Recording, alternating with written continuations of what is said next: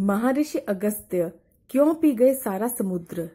वृत्रासुर ने देवताओं और ऋषि मुनियों पर इतना अत्याचार किया कि उसका वध करना अनिवार्य हो गया। अंततः देवराज इंद्र ने महर्षि दधीचि की अस्थियों से निर्मित वज्र से वृत्रासुर को मार डाला। वृत्रासुर के वध से काल के नाम के राक्षसों ने ऋषियों से प्रतिशोध लेने की योजना बनाई। काल के समुद्र तल में रहने लगे। वे रात्रि के अंधकार में बाहर निकलकर आश्रमों में सोते हुए ऋषियों की हत्या कर देते और दोबारा पानी में जा छिपते। कालकेयों ने बड़ी संख्या में ऋषियों की हत्या कर दी। ऋषि समुदाय के लिए यह चिंता की बात थी। वे सब मिलकर भगवान विष्णु के पास गए। विष्णु ने ऋषियों से कहा, आपकी इस समस्या का समाधान केवल महर्षि अगस्त्य के पास है। अगस्त्य अग्निदेव के अवतार हैं।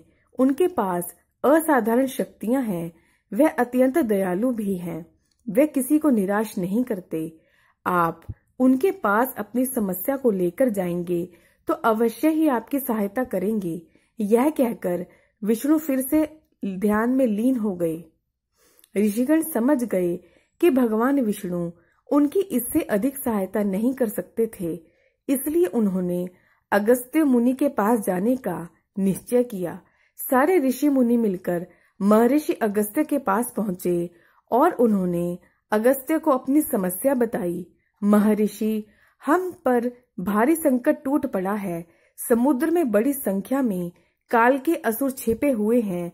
वे रात्रि के समय बाहर निकलकर सोते हुए ऋषि मुनियों की हत्या कर देते हैं और सुबह होने से पूर्व फिर समुद्र में छिप जाते हैं। इस कारण ऋषियों की संख्या घटती जा रही है। काल के रात्रि में आक्रमण करते हैं, इसलिए उन्हें कोई देख नहीं पाता। रात्रि में उनकी शक्ति भी कई गुना बढ़ जाती है। भगवान विष्णु ने कहा कि केवल आप हमारी सहायता कर सकते हैं। हम आपके पास बहुत आशा लेकर आए हैं। ऋषियों की सहायता करना आपका धर्म है। यह सुनकर महर्षि अगस्त्य सोच में डूब गए। फिर कुछ देर बाद उन्होंने कहा, कालकियों को समुद्र से बाहर निकाले बिना उन्हें मारना संभव नहीं, परंतु अब यह चिंता न करें, मैं आपकी सहायता अवश्य करूंगा। मेरे साथ चलिए। यह कहकर अगस्त्य सभी ऋषि मुनियों को साथ लेकर समुद्र तट पर पहुंच गए। इस बीच उन्होंने देवराज इंद्र से देवताओं की सेना के साथ समुद्र तट पर तैयार रहने को कह दिया। ऋषि मुनि यह देखने को उत्सुक थे कि दिन के प्रकाश में अगस्त्य निशाचर कालकियों को कैसे नियंत्रित करने वाले थे।